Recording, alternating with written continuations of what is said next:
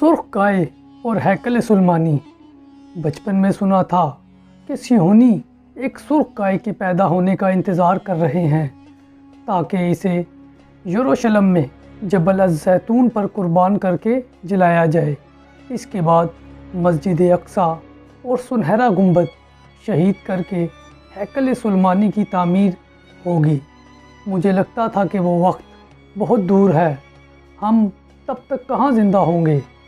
सालों से इस गाय की तलाश जारी थी। आपने अगर सूरह बकरा में गाय का किस्सा पढ़ा हो तो आप जानते होंगे कि जिस गाय के कुर्बान करने का बनी इसराइल को हुक्म दिया गया था, इसकी खुसूसियात क्या थी। अब भी इसी खुसूसियात की गाय की तलाश हो रही है। अमरीकी रियासत टेक्सास अपनी सुर्ख गायों के लिए मशहूर है और कई साल की तलाश के बाद सितंबर 2022 में ऐसी 5 बछड़ियाँ तलाश कर ली गई हैं। इनको फ़लस्तीन पहुँचाया गया है और इनकी लोकेशन को खुफिया रखा गया है। इनके मायने वगैरह होते रहते हैं और अब 4 गायें ऐसी तैयार हैं जिनको कुर्बानी के लिए मौजू करार दिया गया है।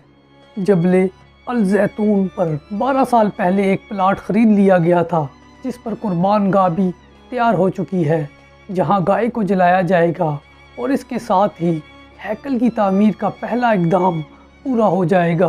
ज़रूरी नहीं कि अगले ही दिन तामीर शुरू हो जाए, लेकिन रसूमात शुरू हो जाएंगी और ये कुर्बानी बहुत जल्द होगी क्योंकि गाय की उम्र 3 साल से ज़्यादा नहीं होनी चाहिए और अप्रैल में ही शायद यहूदियों की ईद पर यह कुर्बानी कर दी जाए। वक्त भी आ गया है। मुझे यकीन नहीं आ रहा कि वक्त आ गया है। मेरा दिल चाह रहा है कि ये सब झूठ हो, लेकिन पिछले 5 महीनों में फ़लस्तीनियों के साथ जो कुछ हो गया है और 52 मुसलमान रियासतें सवाए मज़म्मत और सफारतकारी के कुछ न कर सकीं। जब मुसलमानों से यहूदी प्रोडक्ट्स का बाइकाट तक न हो सका, मामूली कुर्बानी क्या दी जा सकेगी। जहाद तो बहुत दूर की बात है, इसके बाद कुछ भी मुमकिन है। यहूदियों ने फ़लस्तीन पर क़यामत कुबरा ढाकर देख लिया कि दुनिया के मुसलमान अगर अपने भाइयों के लिए नहीं निकले तो एक मस्जिद के अनहदाम के बाद वो ज़्यादा से ज़्यादा क्या कर लेंगे।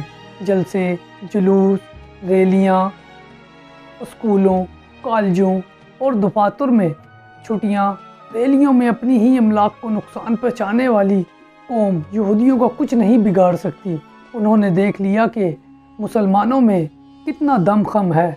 अब अगर मस्जिद अक्सा शहीद भी कर दी जाए तो ज़्यादा से ज़्यादा शोर मचेगा, मज़म्मत होगी, जुलूस निकलेंगे और बस। हैकल सुलेमानी की तामीर के साथ ही क़यामत की बड़ी निशानियाँ शुरू हो जाएंगी और फिर बहुत तेज़ी से एक के बाद एक वाक़यात रोनमा होना शुरू हो जाएंगे। अल्लाह रहम फरमाए हमारे हालात पर, अल्लाह पाक करम फरमाए अपने करीम महबूब सल्लल्लाहु अलैहि वसल्लम की उम्मत पर जो इस वक्त सख्त मुश्किल में है। रमज़ान की इन बाबरकत घड़ियों में दुआ फरमाए कि अल्लाह पाक मुसलमानों को कोई ऐसा लीडर अता फरमाए जो सच्चा मुसलमान हो और एक अल्लाह का मानने वाला हो।